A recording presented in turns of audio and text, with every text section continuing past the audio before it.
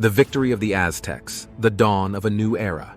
In 1519, when Spanish conquistadors arrived in the Aztec Empire, they were not met with submission and defeat. They were met with fierce resistance and rebellion.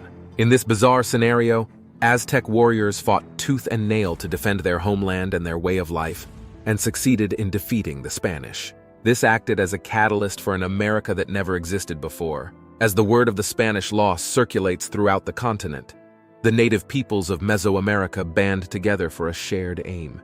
Their objective is to protect their culture and land, and in doing so, a united front is formed. They pull their combined histories and individual strengths together to fend off these foreign invaders. In Central America's jungles and mountains, the Spanish experienced the discomforting surprise of being fewer in number, and at the whim of an enemy who, with all advantages of terrain and a talent for guerrilla warfare, knows how to attack and retreat. Their supply lines are cut by warriors whose bond with the land is closer than theirs. Soldiers begin to die like flies from typhus and amoebic dysentery, losing a high percentage each day and requiring replacement. A number of the replacements are deserters, who can be half knowledgeable as guides and who may even outnumber their disciplined comrades. And so, as soon as possible and long before the campaign is finished, Cortés and his men are pedaling up the road by which they arrived, and the folk of Tenochtitlan enter their bad half-quarter of a century. After winning, the Aztec Empire enters a time of renewal and growth.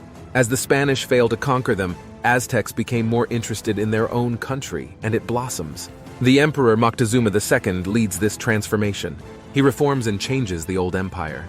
It becomes a new country, more powerful and bigger than ever before. As the Aztec Empire thrives following the Spanish defeat, their victory has repercussions that extend well beyond Mesoamerica, causing colonization in the Americas to shift course and the global power balance to be altered. The Spanish defeat was shocking to hear about in Europe, and both Spain and Portugal are still trying to comprehend it today. They might have been the two most potent empires on the global stage in the early modern period. But after their humiliating tie, they are going to have to come to terms with a new world in which their role is entirely reevaluated. While in the Americas, the indigenous population drew inspiration from the Aztecs, taking a cue from their rebellious example by rising up against Spanish conquistadors and reclaiming their autonomy and territory. From the Andes to the Amazon, the indigenous peoples of the Americas threw off the yoke of colonialism and declared their own right to self-determination. Within the European seats of power, the Spanish Empire's failures in the Americas led to a time of deep thought and reflection. Spain and Portugal's leaders examined the results of their colonization, and the conclusion was that the old age of violence had reached its own logical demise. As an alternative, the European empires would embark on a new path, that of cooperation and unity with the indigenous civilizations. They would reach out in a peaceful manner, utilizing a mutually beneficial, understanding sort of approach.